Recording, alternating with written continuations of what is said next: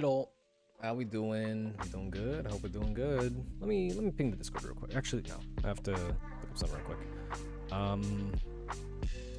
Sorry, I'm just getting the last thing prepared.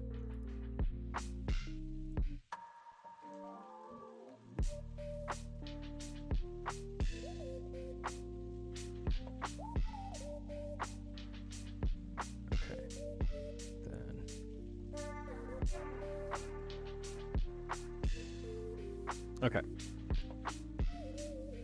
All right, let me ping the Discord, and then we will take a minute to let everyone get in here, and we will get started.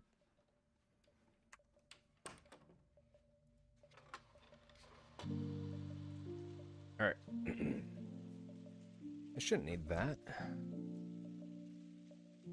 Should just be good to go, no? I think so. Okay. So, what are we going to talk about today? I have an idea what we're going to talk about today. It's fairly simple. It is... Yeah, I'm just trying to introduce it before I even actually talk about it. That's really good. So, long story short, we're going to talk about Barabbas. Why Barabbas? I mean, like, if you know anything about the story of the Bible and, like, Jesus getting headed to the cross, you know that Barabbas is supposed to be basically a metaphor for us, right? That he, despite deserving the crucifixion, didn't get crucified because Jesus was the sacrifice instead of him. We're gonna go over that in a minute. But yeah, that is that's the basics of it. That's kind of what we're going to be talking about. But I wanted to talk about like the different perspectives on it that I've heard throughout my time going to church and like listening to things about it. Because I mean, the story of Barabbas is iconic, and so a lot of people have said a lot of things about it, and I just wanted to talk about them. I want to discuss a few of them. So, where do we start?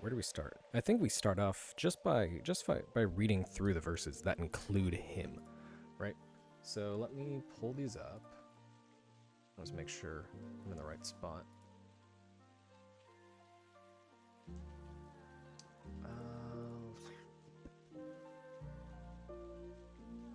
I just changed some settings in my OBS that I need to like change right back. Give me a second.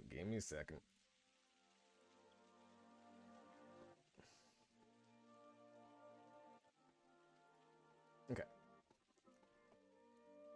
So, I just looked it up really quickly. These are the verses that include him, right? It's Matthew 16 through 26. I'm just going to read through them. Matthew 16 through 26, right? We have Mark 6 through 15. We have Luke 18 through 25. And then we have John 18 39 41. Okay, so I think we just read this in order. Matthew, Mark, Luke, John, that's the order that we have it in. We're just going to read it, and we're going to get a bit of a introduction to him. So, long story short, Jesus, sent down to die on the cross for our sins, is actually in the process of going to the cross. The time leading up to this, he has the iconic communion where he breaks bread and drinks wine with his disciples, and then they go out. Because this is during Passover, then they go out, and then Jesus prays in the Garden of Gethsemane, and then Judas goes out as well, rallies up the people who want Jesus dead, and he brings them to Jesus' location. And this is all happening like literally middle of the night. The moon is up. It's very, very early in the AMs, and they take him. And then they send him through a bunch of trials throughout like the early morning hours of the day. During this time, he's beaten, whipped, all that stuff. He's then taken in front of a crowd who are going to decide whether or not to do it. Because Jesus' death was a bit controversial at the time, because no one really had jurisdiction or any reason to actually kill him, right? Obviously, he was wanted to be dead by the Jewish leaders, because the Jewish leaders were in a power position, and Jesus' coming basically threatened their power position, because he was a homeless nobody not from any particularly special family, with no real formal training in like the religion. And so the religious leaders, who kind of had a foothold on society based around a lot of their birthright and a lot of their training and a lot of nepotism and all those things, they were threatened by Jesus, who wanted to bring about his upside down kingdom, as he would call it, right? Where the first were last and the last were first, because these Jewish leaders were among the first in society. And so seeing the masses rally to Jesus was not good for them. They didn't like that. And so for this reason, they wanted to put him to death. That is described throughout the Gospels, right? That when he would have a conversation with them or debate, they usually weren't fans of him. And in plenty of instances, it says and then they schemed to kill him, or to get him out, or to jail him, or do something to get him out of the public eye. But obviously the plan of the Father was for Jesus to die. That was the whole point. So he comes in, he stirs up controversy within the established church at the time, and then this eventually catches up to him. And so the Jewish leaders capture him, and then they take him through a variety of trials. If I'm correct, the first one that they try to do, because obviously the Jewish leaders themselves don't have the right to murder someone, because they are a religion. They are not the government of Rome with which they are under. So first things first, I believe they bring it to one of the king. I think it was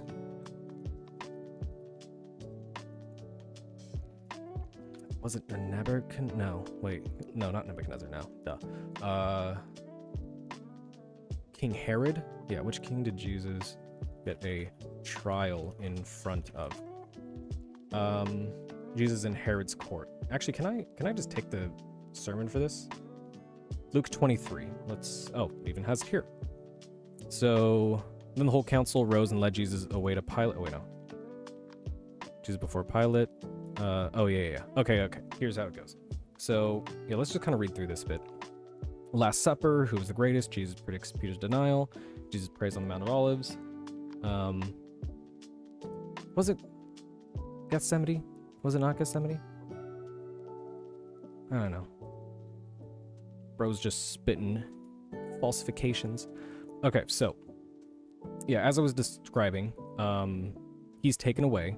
The betrayal of Jesus. Probably speaking, the crowd arrived, led to the men called Judas, one of the 12. He approached Jesus, kissed him. This was like the kiss of death that basically Judas had said to the crowd that he was bringing, whoever I kiss on the cheek, that is the person you're supposed to take. So he walks up to Jesus and kisses him on the cheek. Yeah. Jesus said, okay, yeah. So there's a bit of a tussle. I believe it was Peter who struck a servant of the high priest, cutting off his right ear off. Jesus then heals it. And then Jesus is dragged away. So Jesus said to the temple officers, "You've come to our belongs into the power of darkness." Yeah. Peter denies. Yeah, they seized Jesus, led him away, and took him to the house of the high priest. And Peter followed at a distance. Peter denies him, which is a whole thing. And during this time, the soldiers are mocking Jesus. They, holding Jesus, began to mock him and beat him. They blindfolded him and kept demanding prophecy. Who are you? They said many other blasphemous things against him, right? They blindfolded him and would take turns hitting him and basically mocking, "Oh, you're God, are you? Okay, so who hit you that time? Let me know." So Jesus before the Sanhedrin. On daybreak, the council, yeah, so like I had said, this is all happening in the early hours of the AM, probably like 2 or 3 a.m. And so at this point, sun is now rising, maybe it's 6, 7 a.m. because when is Passover? In the summer? Yeah, right? No, when is Passover?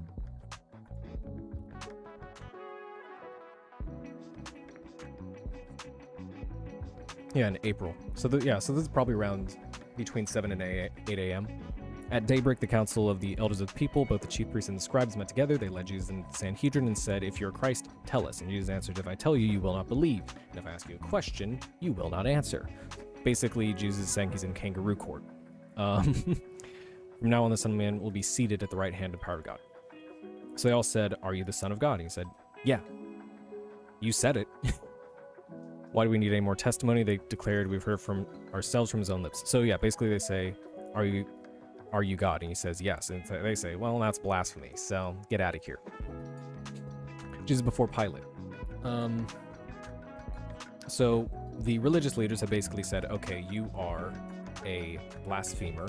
You are not liked by the church. And so at this point, they now have the evidence they need to execute him. Jesus before Pilate. Then the whole council rose and led Jesus away to Pilate, who was the current, I believe it was governor at the time. They began to accuse him, saying, we found this man subverting our nation for debating the payment of taxes to Caesar. That's wrong, I think. Subverting our nation, forbidding payment of tax. No, Jesus literally said that tax, like, you paid his taxes, didn't he? There's that whole story where Peter fishes a fish out of the river and it has coins in it, and Peter and Jesus use that to pay their taxes, claiming himself to be Christ the King. So Pilate asked him, are you the king of the Jews? And he basically says, yeah, you said so. And Pilate said to the other chiefs and priests, I find no basis for a charge against this man. Like, Pilate's a government official. He can't go around playing into these like religious conflicts. But they kept insisting. He stirs up all the people over Judea, and his teachings he began in Galilee and has come all the way here. So Pilate's like, okay, is he a Galilean? And learning that Jesus was under Herod's jurisdiction, right? Because Pilate is of Rome, and if it's under Herod's jurisdiction, send to Herod. Herod can deal with this. I don't want any of this, right? It's kind of clear that Pilate doesn't want the smoke that's going to come from dealing with the self-proclaimed king of the Jews, who has stirred up so much attention. So Pilate's like, well, he said he's God. I can't find a legal basis for that. He's not even under my jurisdiction. Send him over there. So they sent him to Herod, who himself was in Jerusalem at this time. When Herod saw Jesus, he was greatly pleased. He'd wanted to see him for a long time because he had heard about him and was hoping to see him perform a miracle. Right? Which is messed up, because Jesus is here to save people. Jesus is here to use miracles to prove that he is who he is. That is the point of miracles, right? So that he doesn't just come in and say things. He doesn't just come in and be a prophet. He is actually imbued with the power of God, right? So he is God. And so Jesus did miracles. Herod, of course, learned about these things. And so Herod wanted to see the magician do magic. He wanted to see little tricks happen. He wanted to see like non-human things happen before his own eyes. And so Herod questioned Jesus at great length, but Jesus just refused to answer. And so, the chief priests and scribes stood there vehemently accusing him, and even Herodian soldiers ridiculed and mocked him. So yeah, Herod basically was like, okay, this is a waste of my time. This is stupid. Calls him names. Get out of here. Dressed him in a fine robe, and they sent him back to Pilate. If I remember correctly, this fine robe, I might be jumping ahead, but at some point there is like a robe, but the word for robe kind of implies it's more of a cape that doesn't even reach down to your waist. And so at some point they had stripped him down to nothing but his underwear, and he had just this robe. And so it was like humiliating. He looked like a grown-up dressed like a child, but it was just more humiliation towards him. But that's beside the point. That day Herod became friends. Before this time they had been enemies. Okay. I'm not gonna jump into that rabbit hole. Anyways, here's where I get to Barabbas. So all of this is the backdrop for what's happening. The Jewish leaders, they don't like Jesus. They want him to die. Pilate says, get him out of my face. I don't want to deal with this. He tries that. He sends it to another official. That official then sends him back. So now it's Pilate's problem again. So now let's read from here. So Jesus before Pilate. So we're governor. Are you the king of the Jews? You have said so. Not even a single charge, much to the government's amazement. Do you not hear how many charges they're bringing against you? Right? So now is the governor's custom at the feast to release to the crowd a prisoner of their choosing, right? So because it is Passover, which we discussed earlier, the governor basically throws the Jews a bone and says, you know what? It's Passover. I have this little tradition. You get to choose. You get to choose someone to let go, someone to be free. So Pilate, who's kind of he kind of understands the situation. The religious leaders they just want this guy gone because of who he says he is. Pilate doesn't want to get involved in this, and so what he does is propose a thing. Okay, I'm going to release someone. I'm going to release one of two people. I'm going to bring about Barabbas. So, which one do you want me to release? Barabbas or Jesus who is called Christ? Let me find the verse that describes who Barabbas is.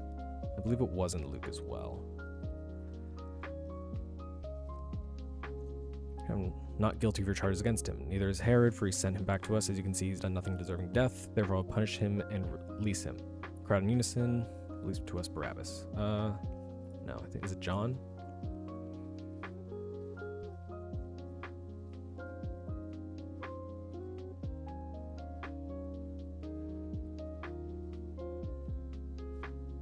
Bro might be unprepared. Okay, how do I search? Oh, here it is. Okay, now Barabbas was an insurrectionist. Okay, so basically, Barabbas is an enemy of the state. Barabbas is trying to cause dismay in Rome itself, which, I mean, if you're a Roman citizen, being like dismay inside of Rome versus dismay inside of the church, you're probably gonna despise Barabbas a little bit more. And so that is the context for this. In one of these verses, government's custom release while Pilate was sitting in the judgment seat, he sent his wife. Nothing to do with this innocent. Oh yeah, Pilate's wife is also like, have nothing to do with this innocent man. I've had a dream today. Oof. Those are important in the Bible. So yeah. So when the crowd assembled, Pilate asked him, which one do you want me to release, Barabbas or Jesus? Barabbas, this man, this insurrectionist, or Jesus who was called Christ, for he knew it was out of envy that they handed Jesus over to him. And so the people cried out, and it's described in one of these books that, oh yeah, the chief priests and elders persuaded the crowd to ask for Barabbas and to have Jesus put to death. So when Pilate comes up and he's like, who do you want me to release? Barabbas. They scream out Barabbas. They scream out Barabbas. What then should I do with Jesus who is called Christ? And they said, crucify him. Why? What evil has he done? They just shouted louder. And so he washes his hands like, I have nothing to do with this. This is your people's thing. I just kind of think it's funny. Pilate understands that it's just politics that's going on right now, and he doesn't want anything to do with it. And that just is made clear. Not trying to say that Pilate is a particularly good person, because there is reason to believe that he's just not. But that's kind of the situation at hand. So here's where I wanted to talk about this. So Barabbas was an insurrectionist. Again, officially an enemy of the state, in jail and already on death row to begin with. So that is always tied back to the aspect of the gospel where it's like, we are sinners. We are dead in our own transgressions through our own sin. We are slaves under sin. We can't help that. But God, who is so loving and so kind and nice to us, he came down as Christ and took our place to be crucified. And so that's literally what has happened. It's literally the symbolism that's happening here. Barabbas is supposed to be the one who is crucified here, the one who is put to death. They put people to death for less, right? On one of the sides of Jesus when he was being crucified, there are 3 people being crucified, Jesus being one of them. The other 2 were, I think one was another insurrection. I know one was a thief. And so, like, they crucify for worse. Crucifixion, by the way, is an awful, awful, awful, awful way to die, but that's beside the point. We can maybe talk about that in a minute. But anyways, this man's on death row, gonna face a torturous death, one of the worst ways to die that humans have conceived in history. And Jesus comes out of nowhere. And in terms of Barabbas's perspective, comes out of nowhere. And suddenly, Jesus is the one who, despite you hearing being innocent, Pilate even said himself, I don't want anything to, I am innocent of this man's blood. You bear the responsibility. And he said, like, where is it? Why? What evil has he done? So Barabbas is right here, hearing this. What evil has this guy done? And Barabbas is like, I don't know what he's done. Just get it over with. Just take him, not me. And so Pilate releases Barabbas out into the streets, out into the crowd. The crowd chose him.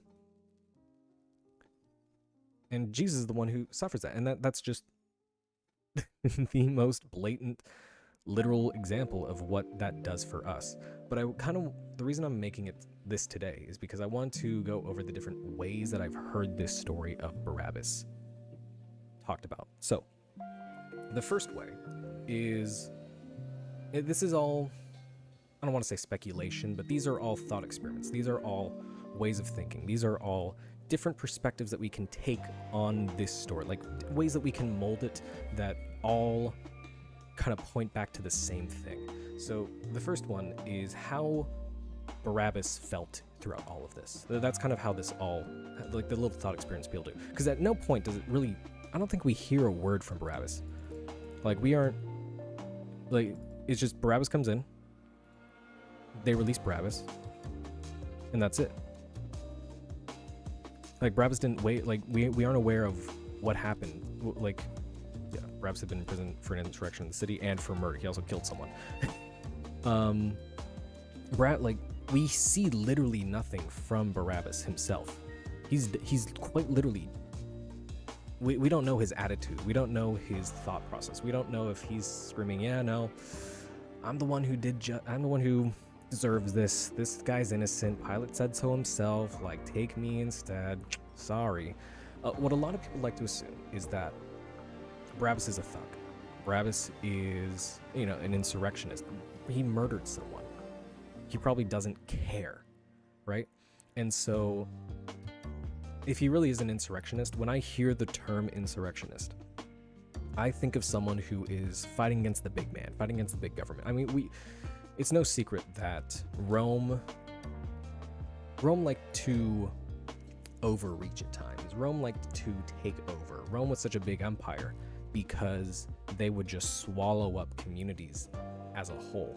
And so I wouldn't be surprised if there were people throughout Rome who, maybe it was a matter of principle, maybe they had personal stake in the matter, but who just didn't like the overbearing reach of Rome itself. Because Rome would come in, to my understanding, Rome was almost like a mafia in that they would just dominate the area, say, hey, you're under our protection now, give us taxes, and you're all now Roman citizens.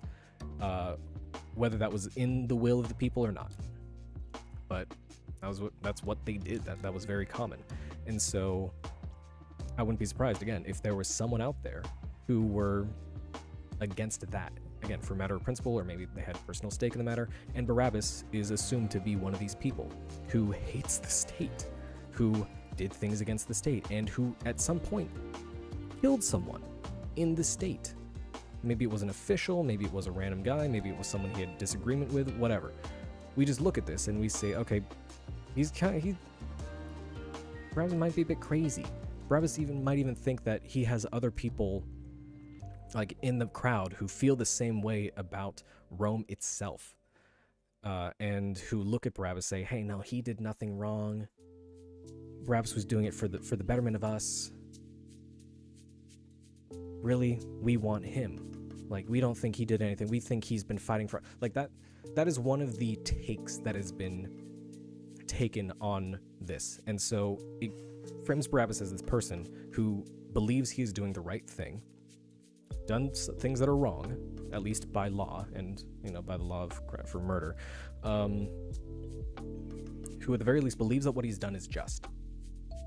And then the overbearing government, they come in, they take him away, and then he's then given a second chance at life, and the people decide that, no, Barabbas, you are the person who should come out.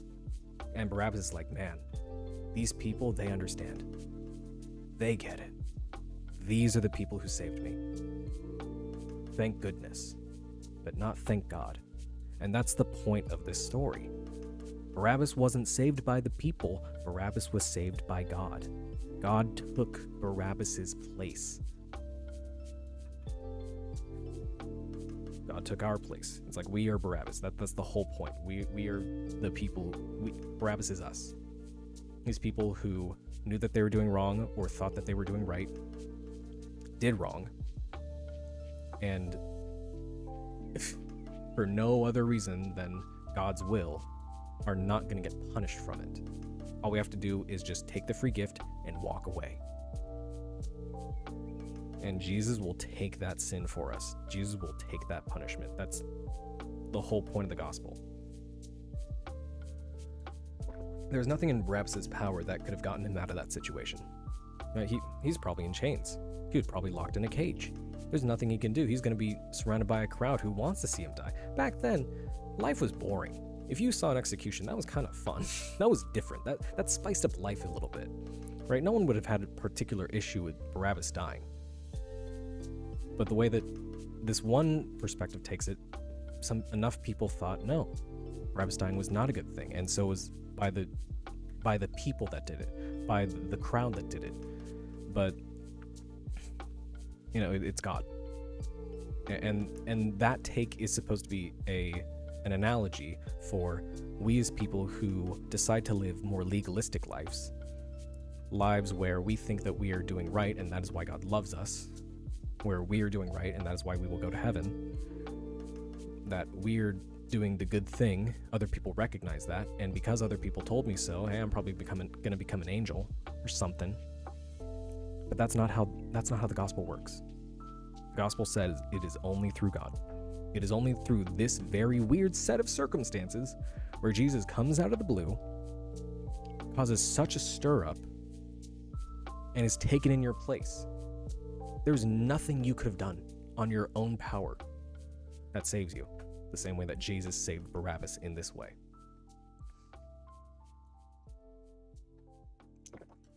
So that's one take. Another take that I've heard kind of goes against what the literal thing that's happening. So where is it? Let me find an example.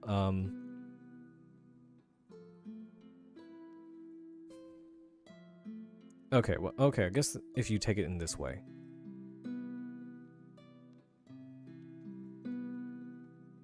So in Matthew, we have it that oh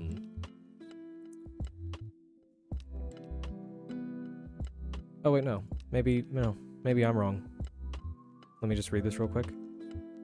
Delivers up Jesus, crowd.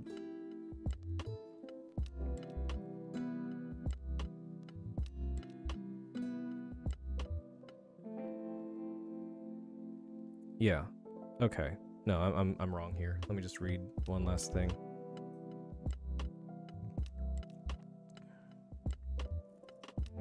Okay, so I was under the impression, I misremembered. I was under the impression that what had happened was Pilate had brought Barabbas forth. So it kind of comes to this idea that Jesus and Pilate are on a stage, and Pilate has Jesus at his shoulder and is like, hey, what's going to happen with this? Do you want Jesus or do you want Barabbas? And so I was under the impression that Pilate had actually brought up Barabbas himself, had taken him out of whatever prison he was in, brought him up to this area, and like you have Son of Man or you have this insurrectionist murder. Who do you want to choose, right? Well, this one or that one. But this other take that I had heard was this idea that the crowd just started screaming Barabbas. Barabbas wasn't there to hear it. Barabbas was maybe in some nearby prison and could hear what was happening. Like maybe his execution was scheduled for today, and he was kind of, imprisoned very near to this area that Pilate was. And so you just hear the crowd yell, what is it? But Barabbas, give us Barabbas. Give us Barabbas. We want Barabbas. And so, yeah, it's this idea that Barabbas is not present for this thing. And out of nowhere, you just hear this massive crowd yelling, hey, give him to us. We want this man. We want to see this. Crucify him, crucify him, crucify him. Like, if you're Barabbas, you're picking up all these little words, your teeth are chattering. You're terrified. You don't know what's happening. And then the guards come over, and they start to unlock your prison cell and take you out. Oh my gosh, it's happening. This is the end.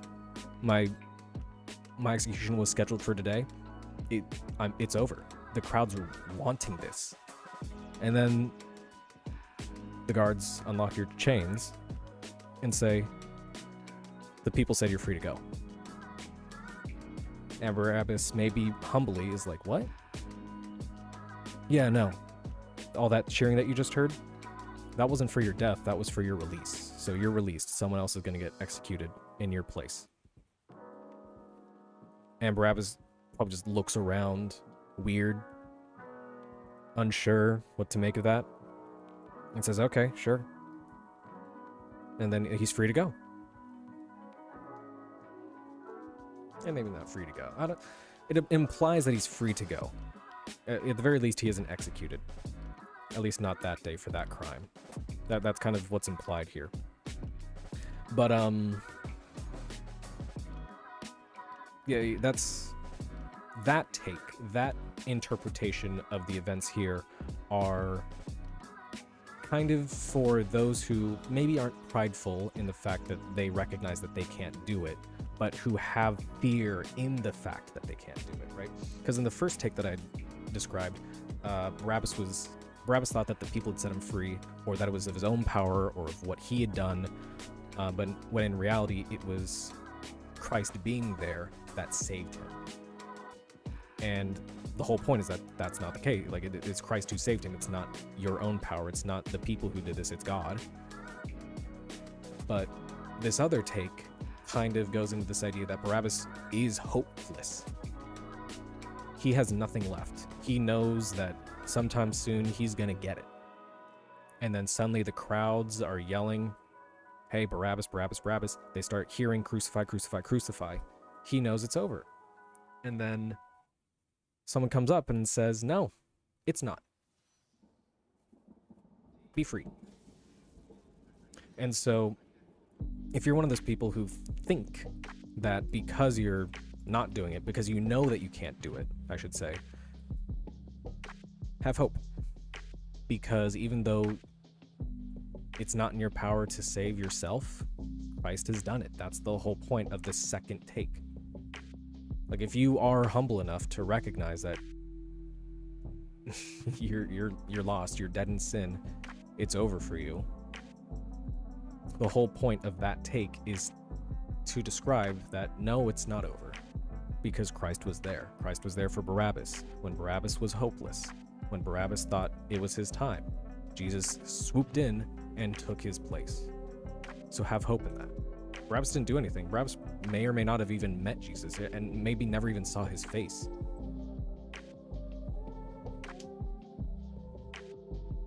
But this man took his place, and that's that. That's all there is to it. So yeah, those are the things I wanted to talk about. I might wrap up the stream here. Oh, we could talk about crucifixion. If you really want to just like keep the ball rolling, just keep talking. We could do that. Maybe another time. Probably not right now. I might want to prepare that. But yeah, long story short, the crucifixion in general is like actually one of the worst ways to die. Truly the pinnacle of humans' ability to torture someone to death. Man. Anyways, yep, I'm gonna be off here. Hope you enjoyed. Hope you appreciated it. I'm gonna be out. We're gonna try to be back here next Sunday. Maybe then we'll talk about the crucifixion. I don't know. I should probably schedule something with chat.